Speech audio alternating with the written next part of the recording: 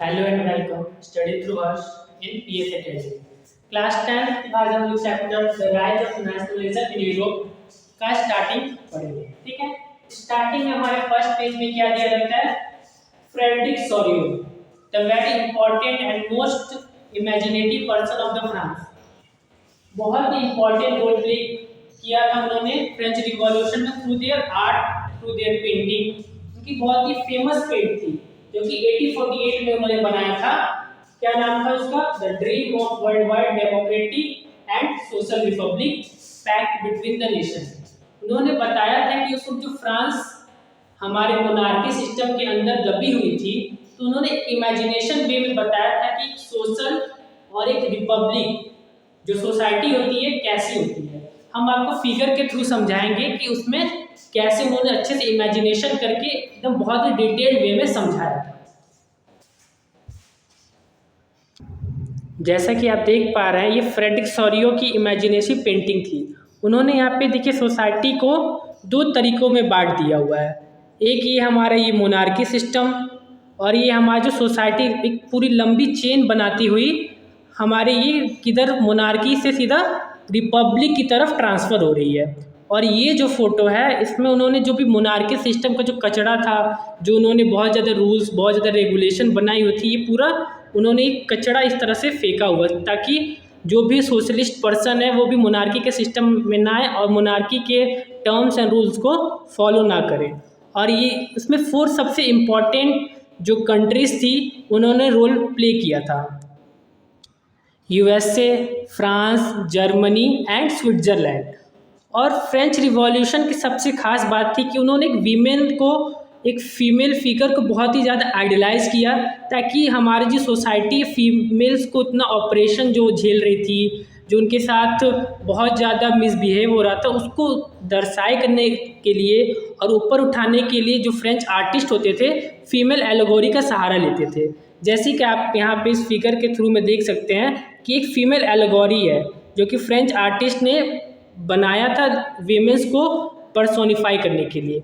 उनके एक one hand में द टॉर्च ऑफ एनलाइटमेंट, मतलब एक बुद्धिमत्ता का जो एक पहचान है, एक तरीके का टॉर्च है जो कि अंधेरे से रोशनी की तरफ फ्रांस को लेके जा रहा था। और दूसरे हाथ में उनके पास है the charter of human right. दो सबसे इम्पॉर्टेंट चीज़ उन्होंने पर्सोनिफाई किया है।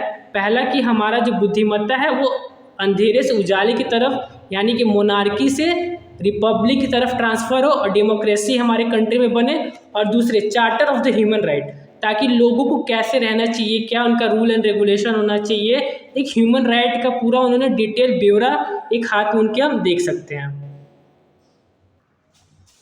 जैसे कि मैंने आपको फिगर के थ्रू समझाया था, उन्होंने French revolution personified female figure को किया था liberty as a female figure. Female figure को उन्होंने लिबर्टी प्रोवाइड किया था। किसने? फ्रेडरिक सोरियो ने। Torch of enlightenment in one hand, उनके एक हाथ में क्या था? टॉर्च था एनलाइटमेंट का, मतलब बुद्धिमत्ता का torch. Charter of the right of man in other hand, human right के जो चार्टर्स है उन्होंने आपने फिगर में देखा होगा, ये उनके दूसरे हाथ में था। और सबसे इंपॉर्टेंट पार्ट जो रोल प्ले किया था उसमें यूएसए, स्विट्जरलैंड, फ्रांस और जर्मनी, जो कि इसमें आप फ्लैग्स में भी देख सकते हैं जो मैंने आपको फिगर्स में दिखाया।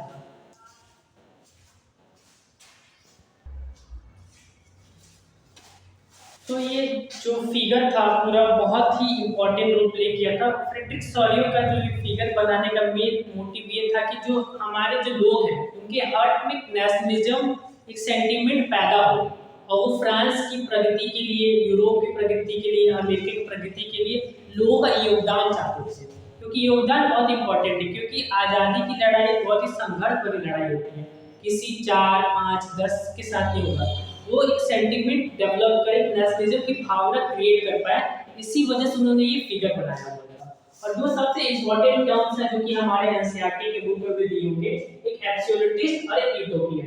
एब्सोल्यूटिस्ट वो होता है जिसके पास वो चाहता है वो सारा पावर अपने पास होल्ड करके रखे, कोई भी डिसीजन रहे तो खुद होल्ड करके रखे।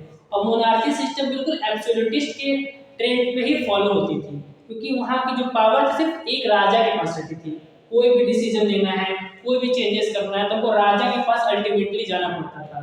कोई बहुत ही इमरजेंसी सिचुएशन आ गई या किसी को बहुत ही इंपॉर्टेंट रिक्वायरमेंट है, तो चेंजेस रिक्वायर्ड नहीं पूरी हो पाती थी और तो लोग वहाँ के बहुत सफोकेटेड होते जा सकते हैं। तो एडमिनिस्ट्रेशन में कुछ चेंजेस चाहते थे, इसी वजह से फ्रेंच रिवॉल्यूशन के बड़ा इम्पैक्ट हमको देखने को मिला। और सेकेंड वर्ड है यूटोपियन। यूटोपियन विजन क्या था? फ्रेडरिक सोरियन, जो अब मैंने आपको फिगर प्रीवियसली दिखाया है, उन्होंने एक यूटोपियन विजन बनाया है। यूटोपियन विजन क्या होता है? जहाँ everything feels perfect and very authentic, okay, but this is not exist really. वहाँ पे हर चीज बिल्कुल अच्छा और बहुत ही व्यवस्थात्मक रहता है, लेकिन ये सिर्फ सपनों में देखा जाता है। जैसे हमारा सपना होता है ना, हर चीज बिल्कुल परफेक्ट और बिल्कुल अच्छा रिक्वायरमेंट हमारी फुलफिल करता है, सेम वैसे यूटोपियन होता है। इसकी मीनिंग है a vision of a society that is so ideal that it is unlikely to actually exist. इतनी आइडियल, इतनी परफेक्ट, इतनी अच्छी रहती है कि ये एग्जिस्ट नहीं कर सकती। एक तरह की हमारा इमेजिनेशन है। और दूसरा कि absolutist, someone who believes that the best form of government allowing one person to hold all the power. मैंने बताया सारा पावर खुद होल्ड करके रखे। और ये रीजन क्यों था, क्यों लोग इतने ज्यादा बहुत ज्यादा आगे बढ़ना चाहते थे और मोनार्की सिस्टम को हटाना चाहते थे? ठीक है, because France was suffocated under monarchical rule and the people of France want some change in administration, and it's developed in the heart of America and Europe over a long period of time. So its changes occurs as a French Revolution. क्या ये जो suffocation था, लोगों को जो दबाया जा रहा था, इसका जो एक दिल में जो संघर्ष की जो ज्वाला थी, बहुत ही लंबे समय से भड़कती जा रही थी।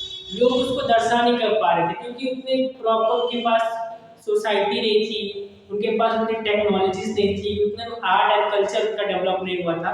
लेकिन 1848 में फ्रेडरिक सोरियन ने अपने आर्ट के थ्रू वो सिग्निफाई कर दिया और लोगों को मॉडिफाई भी करना चालू किया थ्रू नेशनलिज्म। ठीक है, तो अगर आप कोई रीजन लिखना चाहते हैं कि फ्रेंच रिवॉल्यूशन और फ्रेडरिक सोरियन क्या रोल है, तो आप ये पूरा रीजन लिख सकते हैं।